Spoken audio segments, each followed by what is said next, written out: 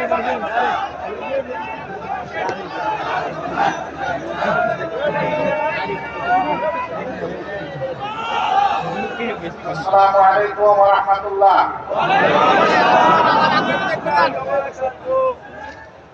Waalaikumsalam salam warahmatullahi slogan abar salam dice Assalamualaikum warahmatullah.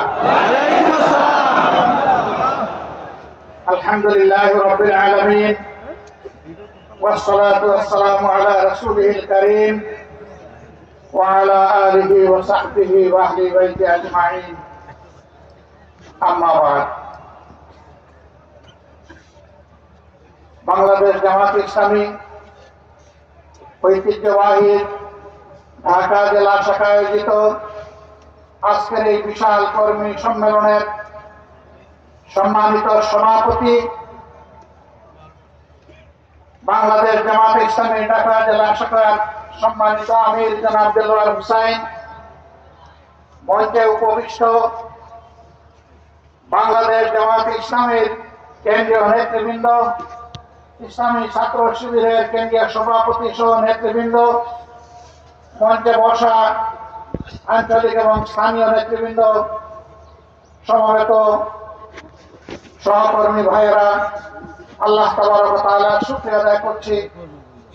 মৃদু শীতের আজকের এই সকাল থেকে আল্লাহ তাআলা উন্মুক্ত পরিবেশে আমাদেরকে বহুদিন বহু বছর পর এই ধরনের একটি সম্মেলন অনুষ্ঠানের তৌফিক দান করেছেন, আলহামদুলিল্লাহ।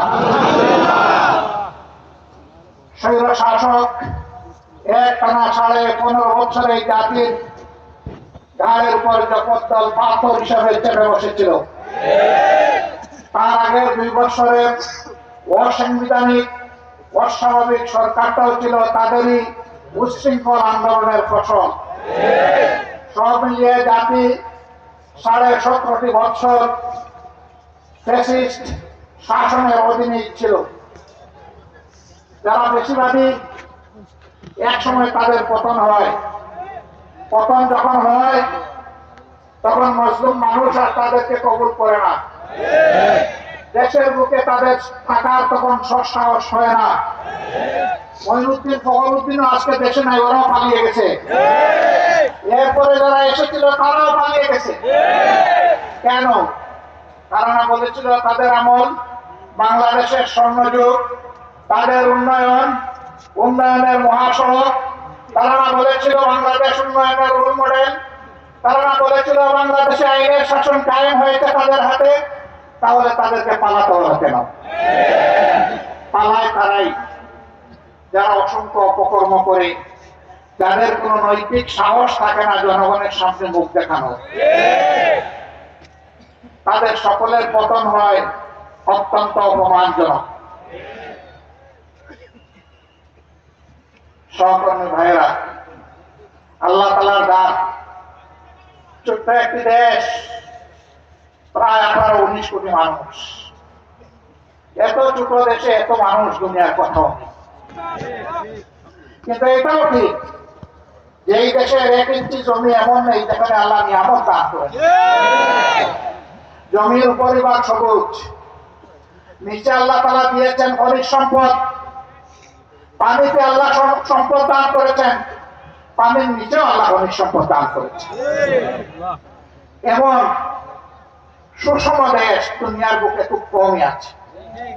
বহু দেশ আমাদের থেকে 20-30 গুণ বড়, কিন্তু সেখানে হাজার হাজার মাইল মরুভূমির পর মরুভূমি।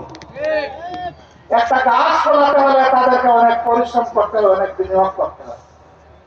আর বাংলাদেশে পাখি আমাদের ফলের বীজ খায়, ফল খায়, আস্তে করে বীজটা ছেড়ে দেয়, সেখান থেকে গাছ।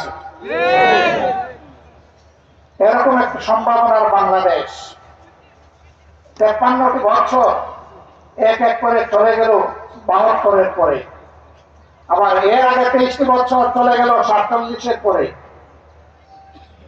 যারা এই ক্ষমতায় এসেছে, এই 2 দফা স্বাধীনতার সময় যাদের নেতৃত্বে দেশ স্বাধীন হয়েছিল, তারা জনগণকে ধোঁকা দিয়েছে। তারা জনগণের সাথে দেওয়া একটা কথাও রক্ষা করে নাই। তারা জনগণের সেবক হওয়ার কথা বলে জনগণের মালিক এবং জমিদার হয়ে বসেছিল। বিশেষ করে এই 17.5 বছর, 2 বছরের ধারাবাহিকতায় পরবর্তী 15.5 বছর যারা দেশকে শোষণ করেছে, নির্যাতন করেছে, মানুষের উপর জুলুম করেছে, সম্পদ লুণ্ঠন করেছে, যারা খুন করেছে, গুম করেছে, আয়নাঘর তৈরি করেছে, মানুষের ইজ্জত লুণ্ঠন করেছে, এরা দেশকে গুরুস্থান কিংবা শ্মশানে পরিণত করেছে। তারা বলতো তাদের আমাদের দেশে নাকি শান্তি বিরাজ করছে। আমরা তখনও বলেছি হ্যাঁ, এই শান্তি হচ্ছে কবরস্থানের শান্তি। কবরস্থানের সমস্ত মৃত মানুষের নিবাস, ওখানে কারো কণ্ঠ শোনা যায় না। অর্থাৎ তারা মানবতাকে হত্যা করে শান্তি কায়েম করেছে। মানুষের সম্পদ চুরি করে লুণ্ঠন করে বিদেশে তারা কাড়ি কাড়ি টাকা জমিয়েছে। তাদের এত লিপ্সা, পেট তাদের এত বড়, সেই পেট কিছুতেই ভরে না। আদম সন্তানের পেট ভরবে কবরের মাটি। অবশ্যই এটা ঠিক, জীবন্ত থাকা অবস্থায় অনেকে কবরের স্বাদ এখন পাচ্ছে। যারা নিরীহ মানুষকে আয়না করে রেখে দিন 7টা মাস অতিক্রম করে বছরের পর বছর অন্ধকার প্রকোষ্ঠে রেখে আজানটা পর্যন্ত শুনতে দেয়নি, আজকে তাদের পরিণতি দেখে এই জাতির শিক্ষা নেওয়া উচিত। এদেশের জনগণ একটা পরিবর্তনের জন্য ছাত্রদের পাশে বুক চিত্রে দাঁড়িয়েছিল এই 24-এ। 47 থেকে শুরু করে 71 থেকে শুরু করে 24 পর্যন্ত এসে দেশ, দিন এবং জনগণের স্বার্থে যারা জীবন দিয়েছেন, আমরা তাদের সকলের প্রতি গভীর শ্রদ্ধা জ্ঞাপন করছি। আল্লাহ তাআলার দরবারে দোয়া করি আল্লাহ তাদেরকে শহীদ হিসাবে কবুল করুন।